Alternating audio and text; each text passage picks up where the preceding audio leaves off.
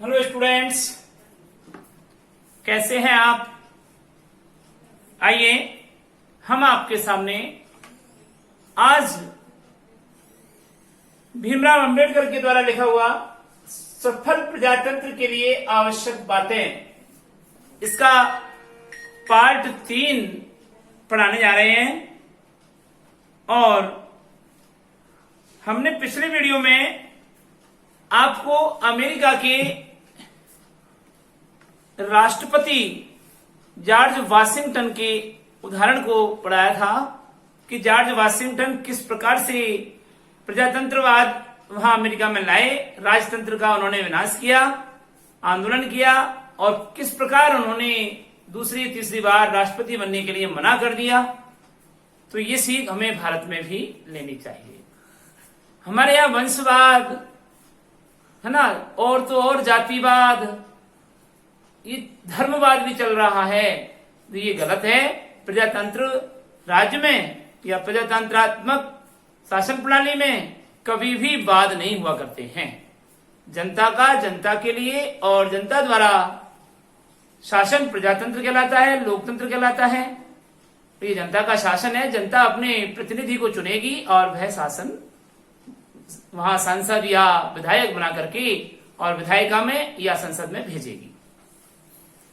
तो हमने उदाहरण भी दिया था इंग्लैंड का, वो हम पढ़ते हैं कि मैं आपको एक दूसरा उदाहरण दे रहा हूं। लेखक कह रहे हैं आप 8वें एडवर्ड ड्यूक ऑफ विंडसर को जानते हैं। भारत में जब अंग्रेजों का शासन था उस समय इंग्लैंड के 8वें एडवर्ड राजा ड्यूक ऑफ विंडसर थे, जिनका संपूर्ण चरित्र क्रम से टाइम्स ऑफ इंडिया में छपा हुआ है। लेखक कहते हैं कि मैं गोलमेज सम्मेलन में था, गोलमेज कॉन्फ्रेंस में था, तो उस समय वहां एक बड़ा भारी विवाद चल रहा था। प्रश्न यही था कि क्या राजा को अपनी पसंद की किसी सामान्य स्थिति की या मध्यम वर्गीय परिवार की लड़की से शादी कर लेनी चाहिए, उसका अधिकार है या नहीं है। जबकि वह यह भी है कि वह नहीं चाहता कि वह औरत रानी बनाई जाए, यानी वह विवाह तो करना चाहता है उससे, लेकिन उसे रानी नहीं बनाना चाहता। अब ये हुआ ना, अन्याय की बात हुई ना ये। मतलब किसी जनता के किसी भी नागरिक का शोषण करने का, चाहे वह चारित्रिक शोषण हो, मानसिक शोषण हो, आर्थिक शोषण हो, उसका करने का अधिकार सरकार को या राजतंत्र को नहीं है। तो वहां ये प्रश्न यही था कि क्या राजा को अपनी पसंद की किसी सामान्य स्थिति की औरत से शादी करने का अधिकार है, जबकि वह यह भी नहीं चाहता कि उस औरत को रानी बना दिया जाए, रानी मान लिया जाए। श्री बाल्डविन बादशाह की उस औरत से शादी करने का विरोधी थे। ठीक है, विंडसर जो थे वो तो चाहते थे, लेकिन बाल्डविन विरोधी थे साहब शादी करने का, और वह किसी तरह राजी नहीं हो सकता था। उसने कहा कि यदि तुम मेरा कहना नहीं मानते तो तुम्हें राजगद्दी छोड़ देनी पड़ेगी। राजा से कह दिया विंडसर ने, और कह दिया कि प्रधानमंत्री ने कि तुम्हें राजगद्दी छोड़नी पड़ेगी। हमारा मित्र चर्चिल 8वें एडवर्ड ड्यूक ऑफ विंडसर का क्या था, मित्र था। वह उसे उत्साहित कर रहा था कि नहीं करो आप तो शादी। उस समय मजदूर दल विरोधी दल में था, उनका बहुमत नहीं था। मुझे अच्छी तरह याद है कि मजदूर दल ने इस बात पर गंभीरता से विचार किया था कि क्या यह अच्छा नहीं होगा कि इसी बात को लेकर श्री बाल्डविन को हराने की कोशिश की जाए, क्योंकि राजा के प्रति वफादार होने के कारण अनुदार दल के बहुत से लोग उनका साथ देने को तैयार हो सकते थे, यानी कि फायदा उठाया जाए, मजदूर दल को अपनी ओर मिला लिया जाए इस तरीके से। लेकिन मुझे याद है कि स्वर्गीय प्रोफेसर लास्की ने हेराल्ड में कई लेख लिखे हैं और मजदूर दल के किसी ऐसे प्रयास की निंदा की है कि मजदूर दल ने ऐसा किया होगा और उसका लाभ उठा करके और राजगद्दी को हथिया लिया होगा, ऐसा उन्होंने मना कर दिया। निंदा की है। उन्होंने कहा कि हमारी यह परंपरागत मर्यादा है कि बादशाह को प्रधानमंत्री की सलाह माननी ही चाहिए। प्रधानमंत्री कह रहे हैं कि उससे शादी नहीं करनी चाहिए और बादशाह कह रहे हैं कि उसे शादी करनी चाहिए, तो प्रधानमंत्री जो सलाह दे रहा है उसको राष्ट्रपति यानी राजा माननी चाहिए उसको। इस तरीके से उन्होंने कहा। और यदि हम इस प्रश्न को खड़ा करके श्री बाल्डविन को हरा देंगे तो ऐसा करना हमारी गलती होगी, क्योंकि ऐसा करने से बादशाह की ताकत मिलेगी। विंडसर को यानी बाल्डविन को हरा देंगे हम और प्रधानमंत्री को हरा देंगे तो बादशाह क्या हो जाएगा, शक्तिशाली हो जाएगा। मजदूर दल ने उनकी सलाह मानी और कुछ नहीं किया। लेकिन हमारे भारत में ऐसा नहीं होता। भारत में तो तिल का ताड़ बना देते हैं, जरा सा पॉइंट मिलना चाहिए बस उसकी धज्जियां उड़ा देते हैं उस पार्टी की, तो ये होता है। तो यहां हमको सीख लेनी चाहिए इंग्लैंड के इस शासन से।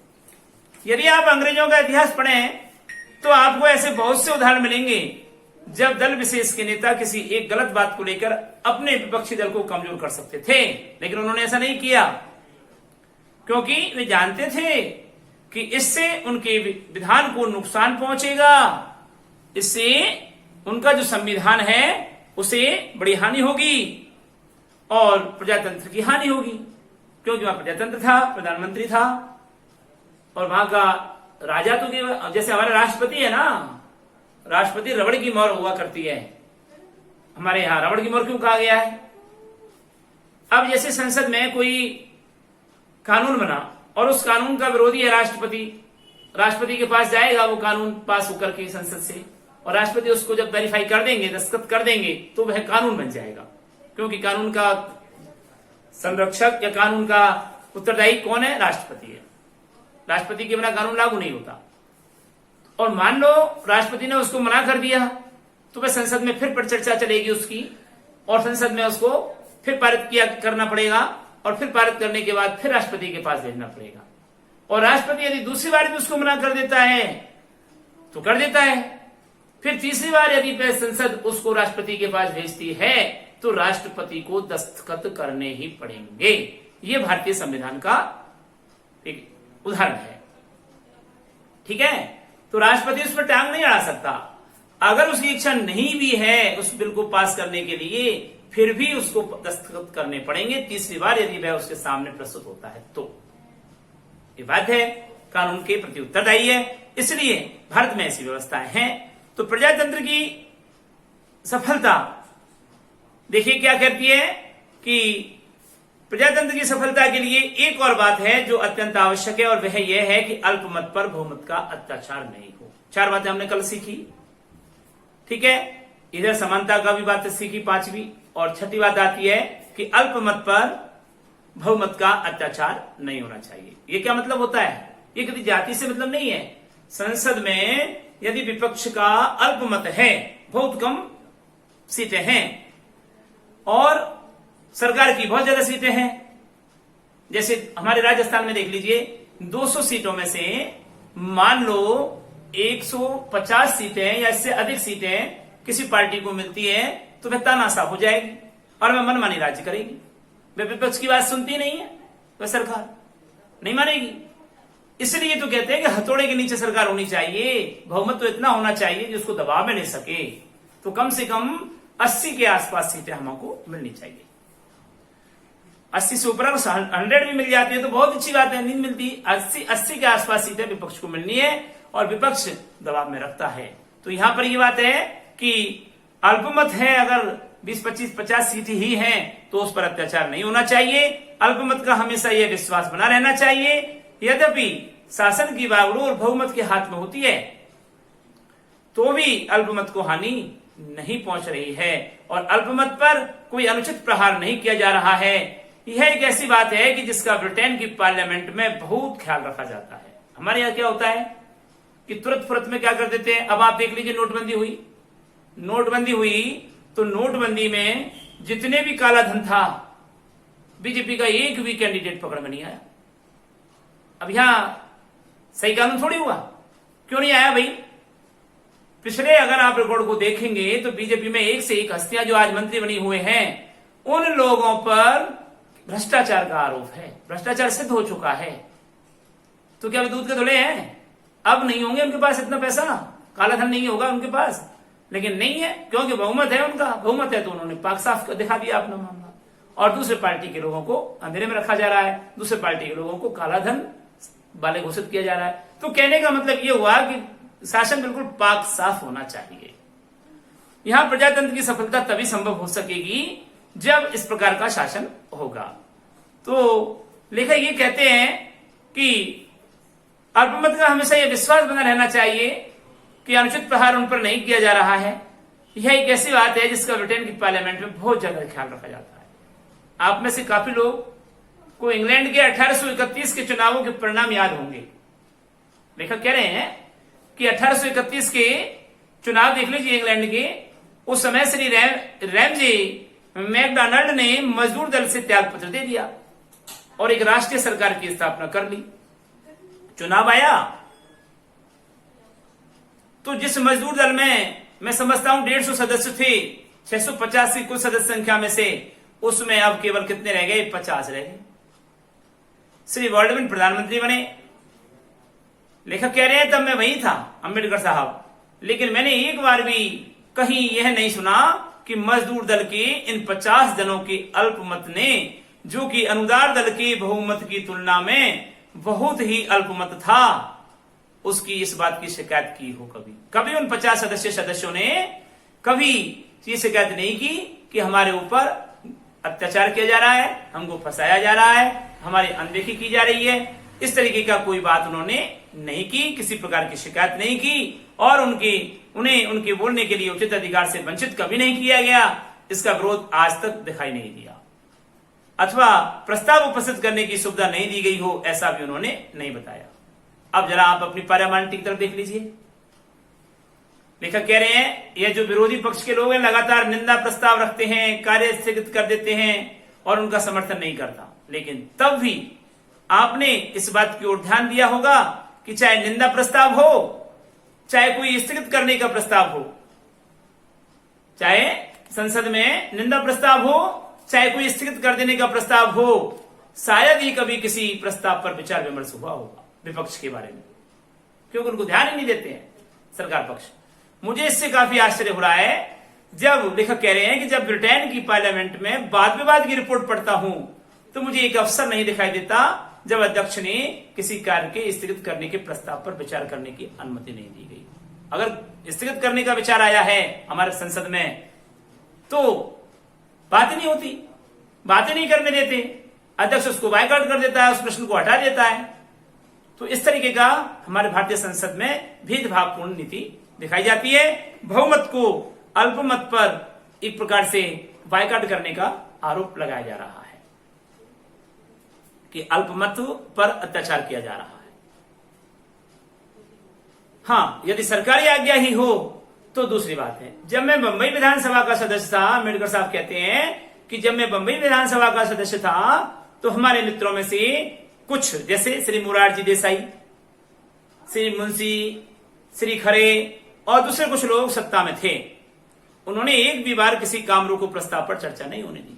सत्ता वालों ने किसी काम रोको प्रस्ताव पर कोई चर्चा नहीं होने दी। या तो हमारे मित्र श्री बावलंकर जो उस समय स्पीकर थे, अध्यक्ष थे, उन्हें विधान का वाह्य कहकर के सहायक हो जाते थे कि क्या कहते थे वो जो वो अध्यक्ष थे संसद के कि नहीं ये कानून से बाहर का है, इसको बायकॉट करो, ऐसे मना कर देते थे।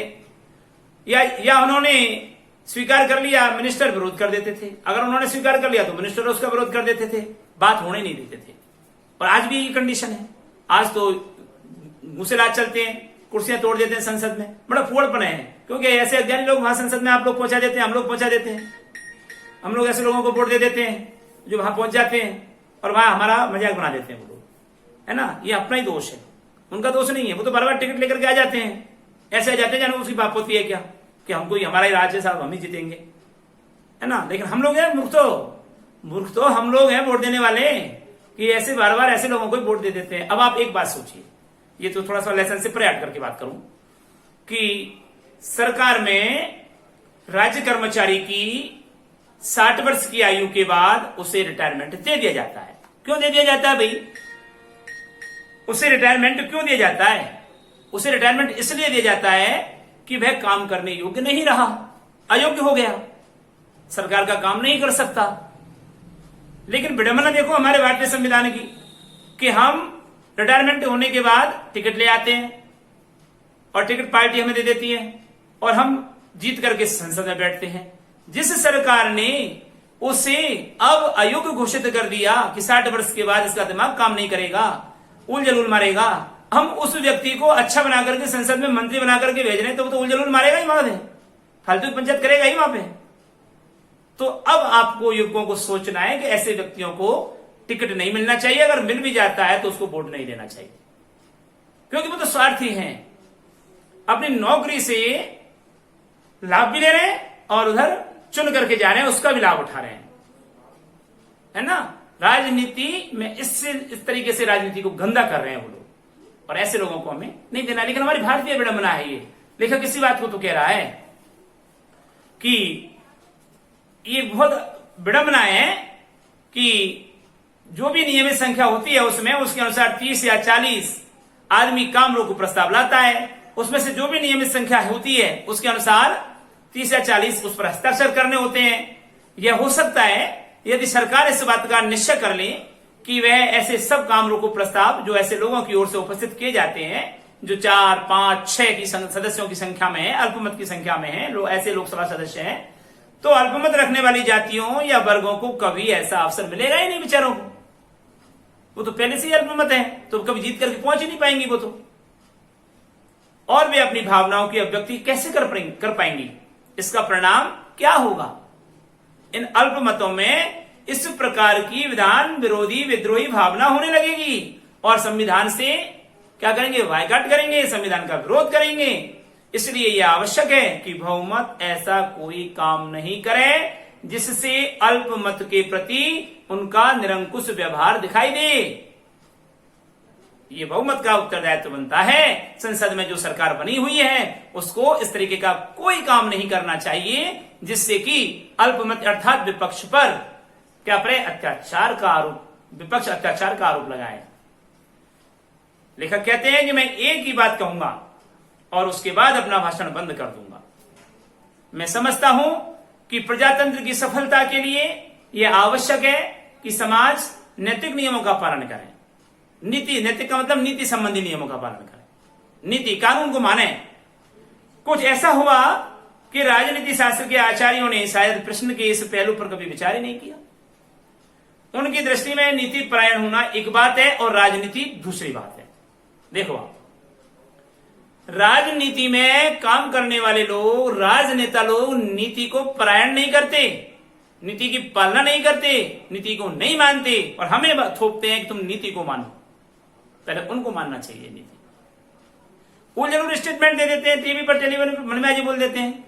अभी एक टॉपिक चल रहा है सुशांत का, उसमें वो कह रहा है वहां का कोई मंत्री, कोई राजनेता किसी आम लोगों के लिए कि मैं आने नहीं दूंगा, महाराष्ट्र में प्रवेश नहीं करने दूंगा, महाराष्ट्र से निकलो।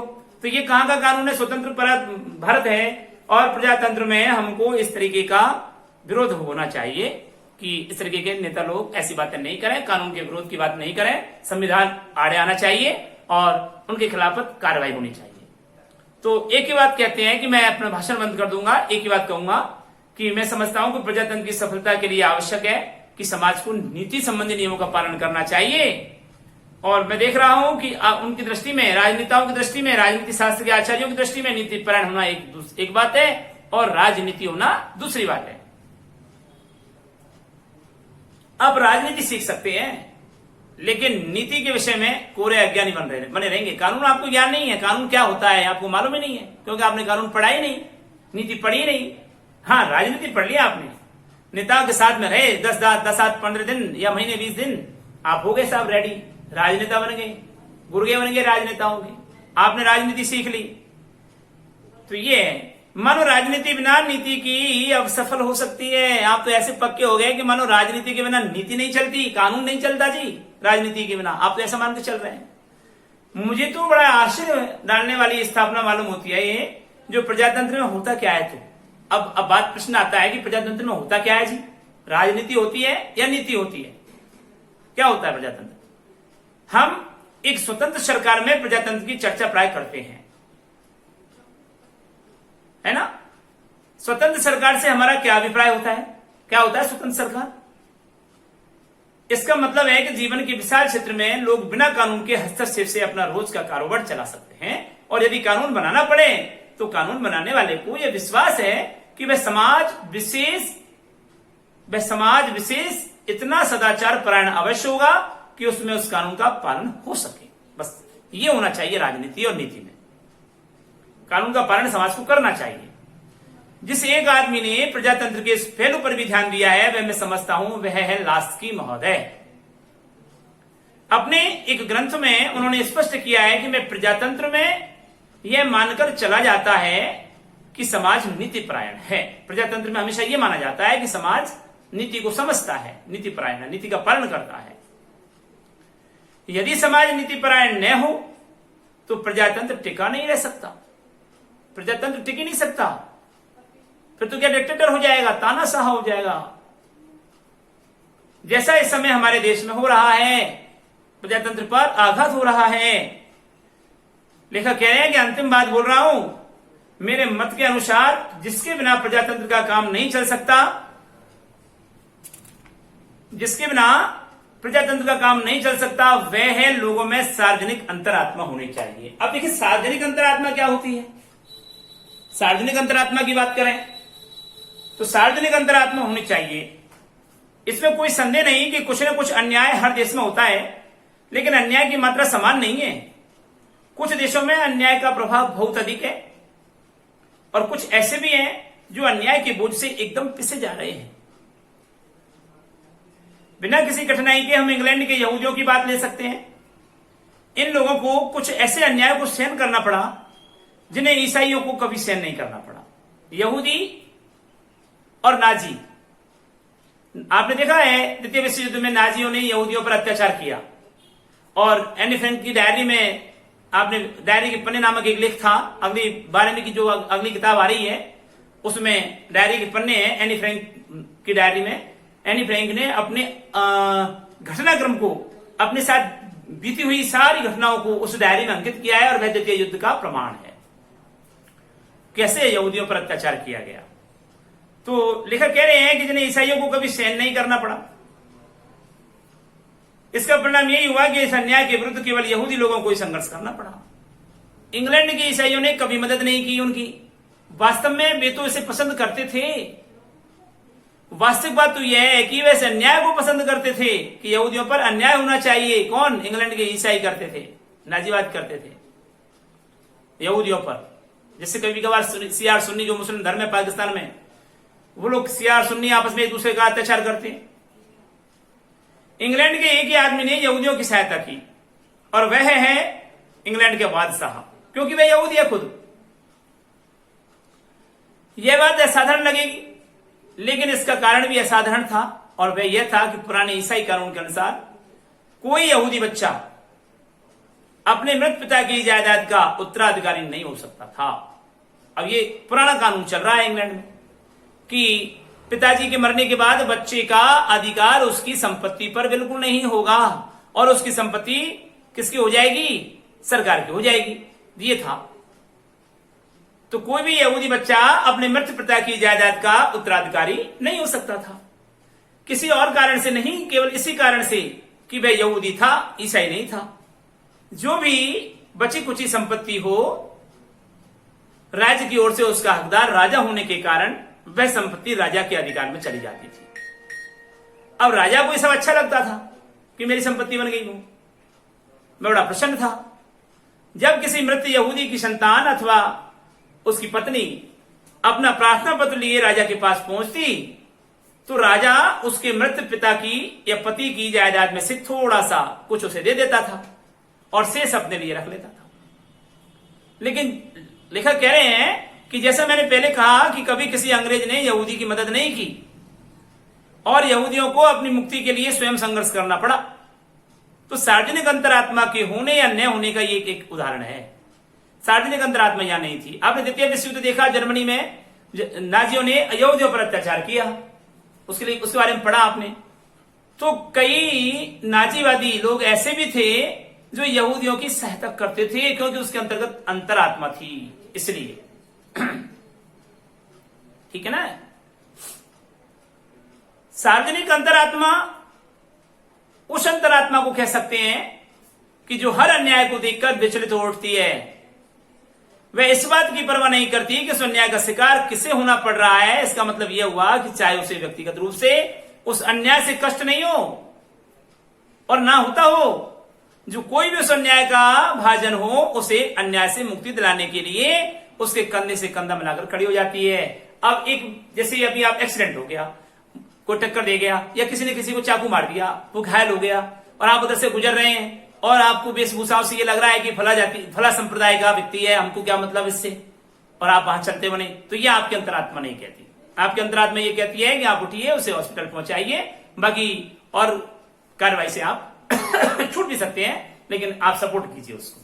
ये अंतरात्मा नहीं है गलत, मरने दो उसको, मर जाए, और वो पुकार रहा है और आप कह रहे हैं कि मर गया, मर जाने दो, एक कम हो जाएगा, ऐसा नहीं। ये आपकी सार्वजनिक अंतरात्मा नहीं कहलाती। ठीक है, तो ये है सार्वजनिक अंतरात्मा। सार्वजनिक अंतरात्मा क्या होती है? सार्वजनिक अंतरात्मा ये होती है कि जिससे किसी को, सार्वजनिक अंतरात्मा का मतलब चाहे व्यक्तिगत रूप से अन्याय उसे होता है या नहीं होता है, लेकिन वह देख नहीं पाता। जो कोई भी उस अन्याय का भाजन हो, उसे उस अन्याय से मुक्ति दिलाने के लिए उसे कंधे से कंधा मिलाकर लड़ना पड़ेगा। यही सार्वजनिक अंतरात्मा है। आप अफ्रीका का उदाहरण ले लीजिए, एकदम ताजा उदाहरण देखिए। देखा कह रहे हैं वहां जो लोग कष्ट पा रहे हैं वे भारतीय हैं क्या? क्या नहीं है भारतीय? बिल्कुल भारतीय हैं।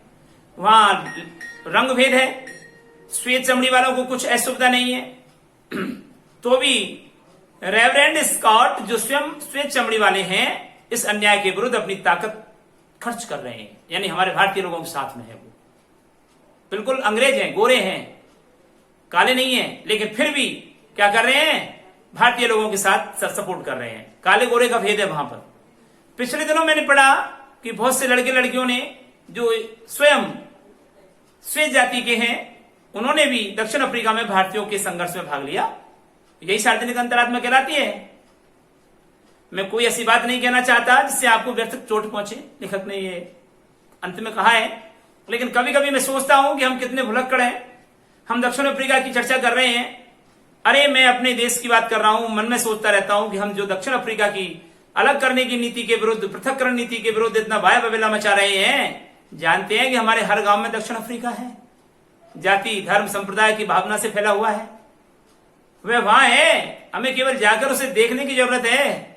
हर गांव में दक्षिण अफ्रीका है, लेकिन तब भी मैंने शायद ही किसी को देखा हो जो स्वयं दलित वर्ग का न हो, लेकिन तब भी दलित वर्ग का पक्ष लेकर खड़ा हुआ हो। गांव में ऐसा होता है ना। आजकल शिक्षा का बहुत प्रभाव पड़ा है।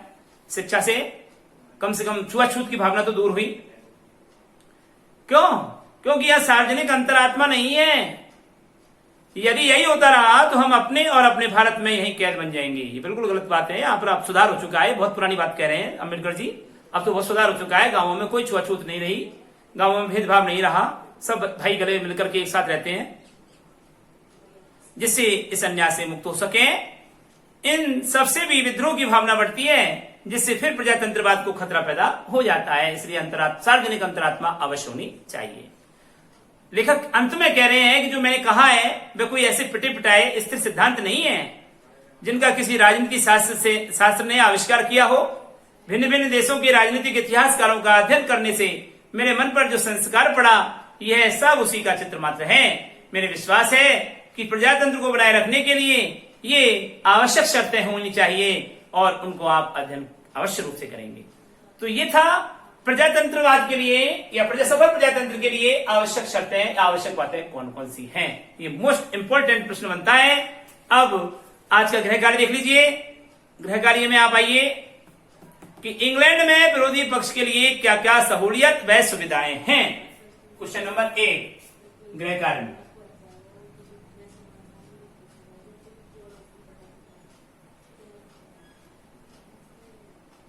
इंग्लैंड में विरोधी पक्ष के लिए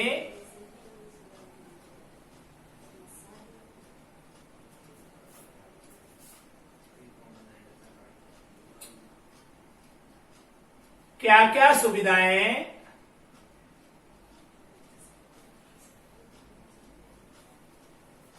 इंग्लैंड में विरोधी पक्ष के लिए क्या क्या सुविधाएं और सहूलियत हैं।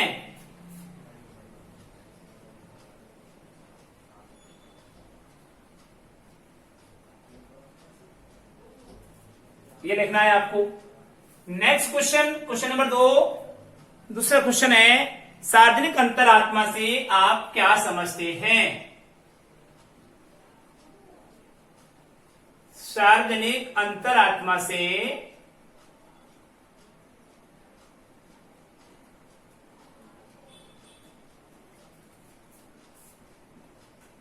आप क्या समझते हैं।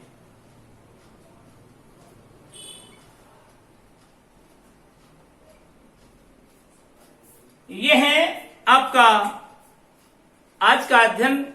अगले वीडियो में हम आपको नया पाठ लेकर के आएंगे, ठेले पर हिमालय। लेखक हैं धर्मवीर भारती। तो अगली वीडियो में हम पढ़ेंगे ठेले पर हिमालय। तब तक के लिए हम आपसे विदा लेते हैं। नमस्कार।